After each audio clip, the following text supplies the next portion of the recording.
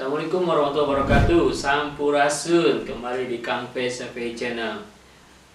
Di video ini saya akan membahas part 3 ya. Kemarin ada beberapa yang kita bahas terkait perizinan, terus juga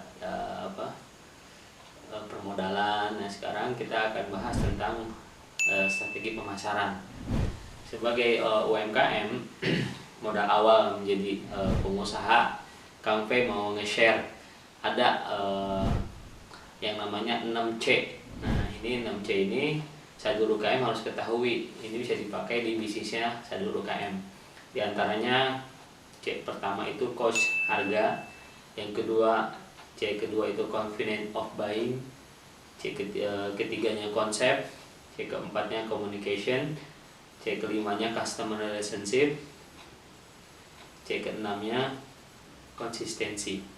Jadi ada 6C ya yang akan dibahas oleh Kang P satu persatu secara singkat.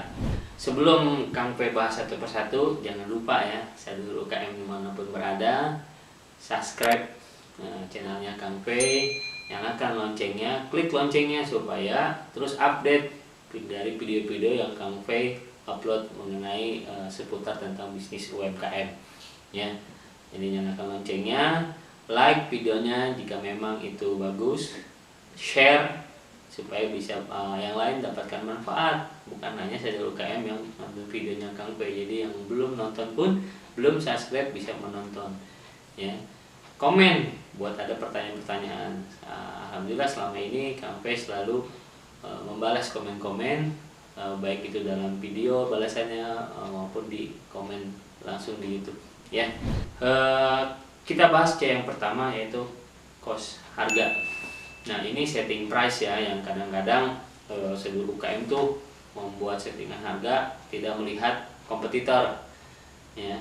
Kita harus tahu ketika kita berbisnis, kita punya produk, boleh nggak margin kita 100%? Boleh, 1000% juga boleh. Nah, tapi dengan catatan, apakah produk kita itu tidak memiliki kompetitor ya kan? Atau kita di bidang jasa, misalkan Kang P ini jasa konsultan bisnis atau perizinan, membuat PRT, itu kita harus tahu dulu mereka mau memberikan harganya berapa nih kompetitor kita yang sudah ada. Kita bisa cari supaya kita tidak kemahalan. Kita brand baru ya kan, contoh lah misalkan kita produk keripik, kita brand baru ya kan, melawan brand-brand yang sudah terkenal. Nah, dengan harga yang mahal itu nggak mungkin kita punya pasar. Makanya kita harus bisa tahu seperti apa kita harus menentukan harganya supaya kita bisa bersaing, karena bisnis itu bukan kacamata kuda yang hanya ke depan aja melihat, tidak melihat kanan kirinya nih. Yang ada baik itu yang terjadi ya di salah satu minimarket waktu itu yang digembor-gemborkan nasional. Wah, dimana ada tuh minimarket baru tapi tiba-tiba redup.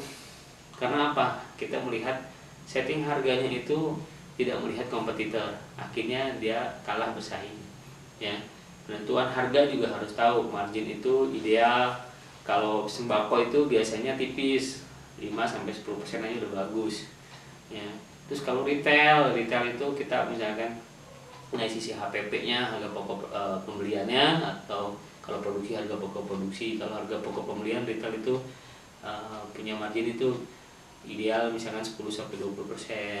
Tapi kalau sembako tadi kembali 5%. Itu dilihat dulu apakah kompetitor kita memiliki harga. Nah, kadang-kadang juga harga-harga contoh di retail, kalau kita biasanya pembulatan ke atas nih. Nah, padahal itu permainan harga tuh. Kalau misalkan kita 9.999, nah orang lihatnya masih 9.000. Nah, hal-hal kecil itu pun kita kadang-kadang tidak merhatiin ya. Harga kemitraan, nah itu juga harus dibedakan. Nah, mitra itu juga harus ada kita penentuan harga. Jangan sampai mitra ini menghancurkan harga kita.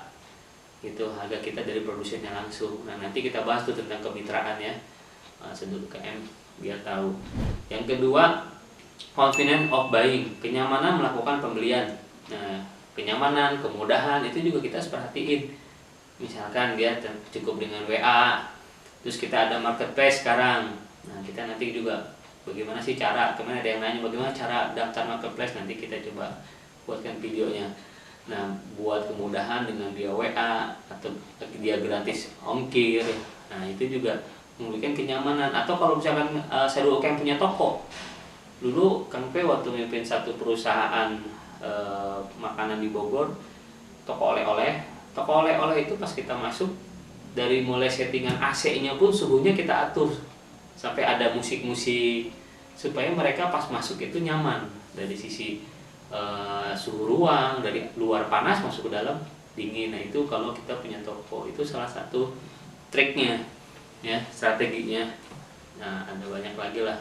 Jadi kita harus membuat kenyamanan mereka untuk membeli, kemudahan, kenyamanan itu harus kita perhatiin juga. Nah, dari segi marketing, bagi sekarang eranya digital ya, digital marketing. Dan ketiga, konsep layanan pengajuan. Nah ini suka kalau di elektronik itu ada namanya garansi.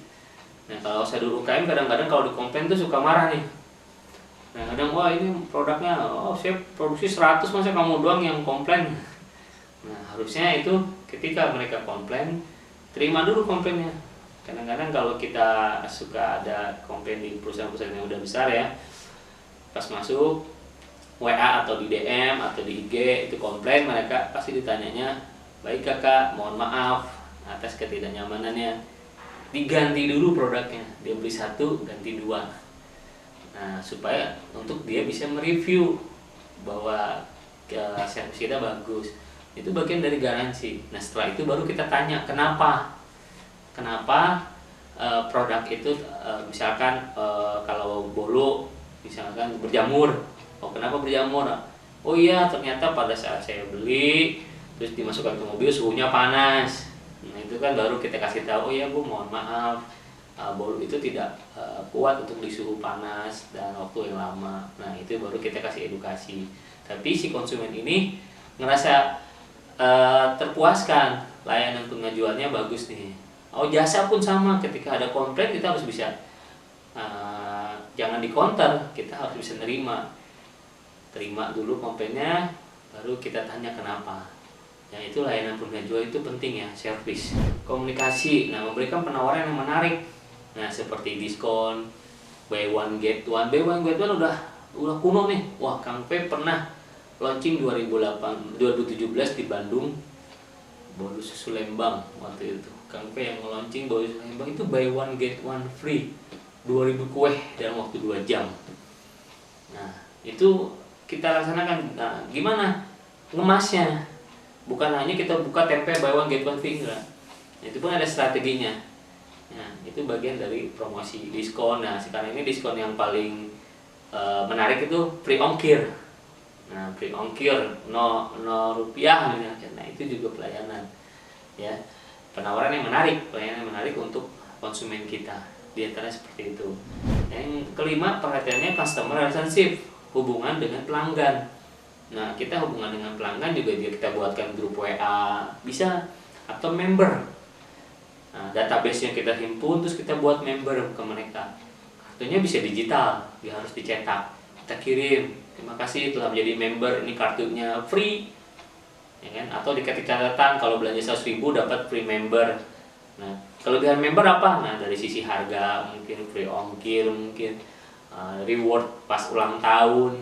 Nah itu kan bagian dari customer relationship, hubungan kita dengan pelanggan, komunikasi kita. Nah, supaya ada keterkaitan emosional. Malah mereka juga ngerasa, wah ini pelayanannya bagus, terus juga after sales-nya juga bagus. Ini yang termaintain antara buyer dan sellernya. Yang terakhir, konsistensi kualitas produk. Nah ini yang masalah di Sadulur UKM. Mohon maaf, biasanya karena tidak tadi bagaimana tahu kapasitas produksi. Ketika dia dipesan 10 masih oke kualitasnya, dipesan 100 agak lumayan, dipesan 200 wah udah nggak karuan tuh ya kan, rasanya atau bentuknya. Nah, kadang-kadang ini yang menjadi permasalahan. Nah, kita harus punya kualitas produk yang konsisten, yang tetap gitu. Walaupun itu gimana caranya? Tadi caranya kita harus tahu kapasitas produksi kita, dan kita nggak boleh juga menolak PO. Nah, kita harus tahu. Jadi ketika mereka pesan 10 atau 100, kita pegawai misalkan 1, 2 sama kita nih. Nah, 2 orang ini bisa memproduksi berapa? Oh, hanya 100 box. Berarti kalau dipesan lebih dari 100, berarti nambah orang nih. Atau 1 orang ini kapasitasnya berapa? Berapa, Pak? Misalkan saya produksi 50, yang satu 50. Nah, kalau pesanan lebih dari 100, berarti kita harus nambah orang 1, dan itu hanya bisa maksimal 150. Ada lagi berarti harus nambah orang lagi. Nah, untuk apa? Untuk kita bisa menjaga kualitas produk. Nah, konsistensinya harus terjaga. Karena memang itu kelemahan dari UKM. Ketika produksi banyak, dan kualitas produknya tidak menjamin kualitasnya, ya. Quality control juga harus dijaga, ya, supaya bisa konsisten dengan rasa, harga, ya kan, kemasan yang bagus. Nah, itu bisa bersaing. Ya, mungkin itu ya di video singkat ini. Silahkan komen jika ada pertanyaan. Nah, kita akan bahas di video atau saya akan jawab di bawah ini. Jangan lupa kalau ingin butuh desain kemasan, jasa perizinan, nah bisa menghubungi nomor di bawah ini ya. Saya kira desain selalu melayani Sadur UKM dimanapun berada. Itu saja. Terima kasih. Pesan terakhir, subscribe, like, comment, and share. Ya. Mudah-mudahan Sadur UKM usahanya semakin sukses. Terima kasih. Wassalamualaikum warahmatullahi wabarakatuh. UKM bangkit.